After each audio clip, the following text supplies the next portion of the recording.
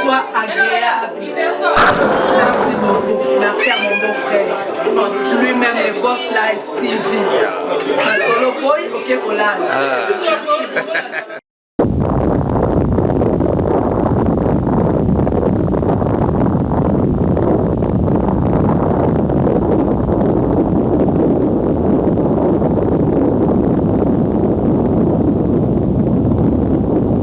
Les spectateurs, je suis encore très heureux une fois de plus de savoir que vous êtes là en train de suivre toujours votre émission online, votre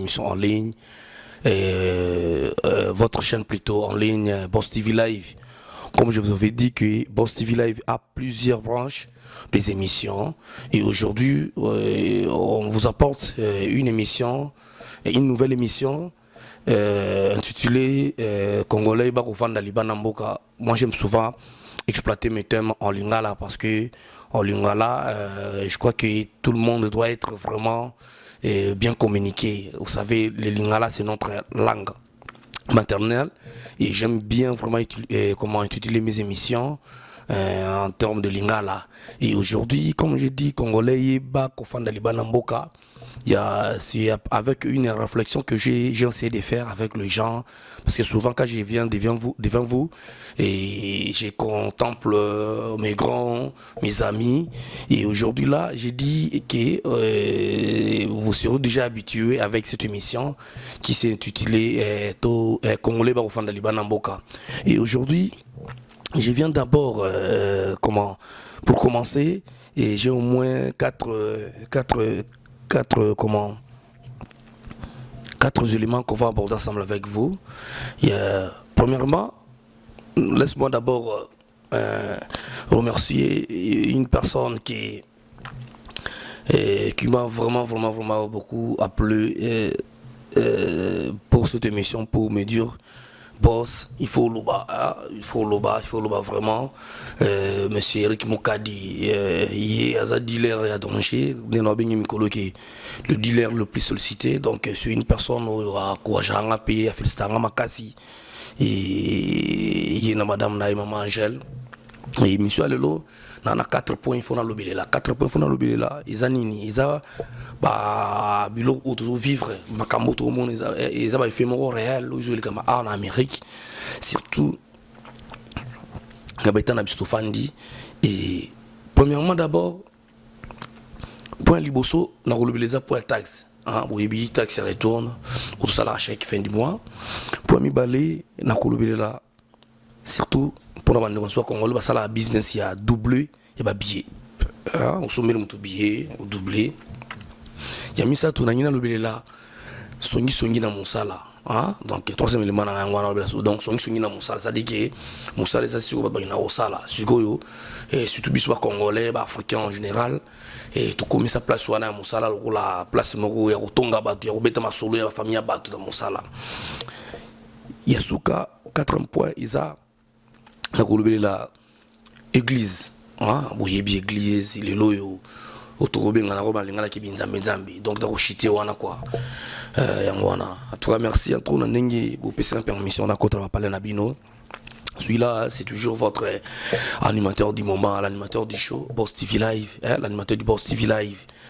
Ndika na lobaki c'est tout chimutu makasi to le petit bolo ayeyo voix oyo sobo oyo quand il rappelle bino lever bolo bon ça quoi kinda ngande mna remplacer quoi. Donc le loi na parler na fandia wa le salon na ngai na bibo na changer moi de com parce que ma solo c'est na fan na pena bien pour tout solo on kito quoi yango na moni na nyina lo. Alors pour na point liboso c'est le texte a tout ba ndeko na ngai non lo ba ngamoko do na lo ba malgré ma concert ba tout mais ils ont tenu le kangai ils a par rapport bientôt bon on a dans 5 ans beaucoup et puis bon par rapport à moi ba elo na moni par rapport au monde ba il fait réel ou ça mana mbona biso neti mambo taxi na ngina simba point moto ka bwana bino tout solo na bino ensemble na ngina lo neti ba to sala ba taxi moyebi taxi to combien à fin de l'année izaka par rapport à Mosali des gouvernements topé l'état akoyeba kozongisa yo momuki na yo et puis nayebi ke loka tokomi na ntango bataxi bato nyonso tuna baoyo basala te mitima ezaka likolo. Alors ni tomonaka na taxi oyo ezaka malamu no mpe ezaka mabe nakino na point ya malamu ezaka ki osali pendant une année oyo tomona ote na mboka na biso et les États-Unis solo mbongo non surtout baoyo baza na bana babénéficiaka mwa moke epi mbongo wana ekozwa yo eswingi yo par rapport babesoin eza na famille na yo. Donc tomona bato bamituka tomona bapaye babiloko ya palin et bato basali baaffaire mosusu bakende na bakongo et point mabe eza ke soki taxe eleki na nsima nango bato ya ARS basalaka contrôle et contrôle ke soki okoyi na mbeba ekomi ozongisa mbongo. Alors ngai namekaki kolobela likambo ke bandeko na biso basala bataxi boza vraiment boyoka nga eloko na ngai naloba baoza ebele bakongole ebele bomonsa bataxi. En tout cas, cette fois-ci, c'est tourné. Pour le moment, il faut changer dans comportement. Parce que, oh, il faut ça là vraiment, comment le roi qui m'a dit. Mon temps, on peut se l'aimer sous d'habitude, tout naïe, mettre les taxes. Ah, mais ça peut l'aimer sous la moine. Yoko zoa, au télémoine. Au zumbo, au kaboli, na katikati. Mon côté, na compte, na mon soutien, na compte, na moninga. Et là, il est ça au kanga. Ils ont dit qu'on a perdre parce que social n'est tout. Ils ont la taxe. To connaître baka na ebele bela tout cas cette année bo changer nazolo bala bato tout oyo eza ba ba esika ko sala taxi ngulu te muto c'est le taxi mbala oyo luka oyeba ye vie sociale na so kia za mo yibi so pas parce que ba mi yibi ba komi tout na monde taxi chaque année ba bazoli là ils a sorti une personne na yibi na Illinois et de gona vraiment na tino tanga communauté oyibi o sala qui l'année passée toute personne en fait dans le bandeni mo ba te belé une groupe déjà plutôt qui visite na bato ARS na ba porte surtout na Galisburg wana par rapport na ba taxi na yo salaka ya mabe ya lokuta kotia bana lokuta so pendeni. Donc botika biloko wana na bande ko na biso basai lo taxi so qui normal o benila na yo ce qui so makamu na yo et ko bakisa ba fulufulu to ba ko vimbisa ndengo luka ba problème et mboka oza mboka o ba kimbakate atozu mbongo ata produisant même ko na nationalité so ibazo ba ozoyo. Alors bande ko na biso to basala taxi botika ki moyibi wana eza ki moyibi monta peso d'habitude betre taxi na nenga lingeli et raison no si mais ala ki ceux qui betre mu taxi ya dote yemo mu daba ina tiela yebo yemo daba ina tiela yebo en tout cas bo excusez moi que voilà ngeza moi kasi parce que je suis un peu enrhumé de salina na moirim donc boyebi isabeli tuer voilà ngeza la bo tuer binenga lobara ya on a qui mon bang vraiment na koyi ko la tie par rapport makambo potokomi dia to na janvier wa taxi bana depuis le 23 ti aussi là je crois en avril bande ko tout boye sika boluka banda ko ya bien bato ya bien basala taxi bo kende bikina kenda te parce que bato wana ils ont bato malam basala taxi ya monté en malam ou usala ngo ndenge makambo sengi ils appellent ba miyibi surtout par contre na monde wana et yeba ki mbongo taxi ngabenga ngoza mbongo mu Fatima mbongo mu Fatina parce que mbongo wana au pays parler comment au pays bilo parler au pays mutuka to matina ba na ma main lem sula on peut ça la sauter botika ko sabatu izaba mbongo pasi ba nini donc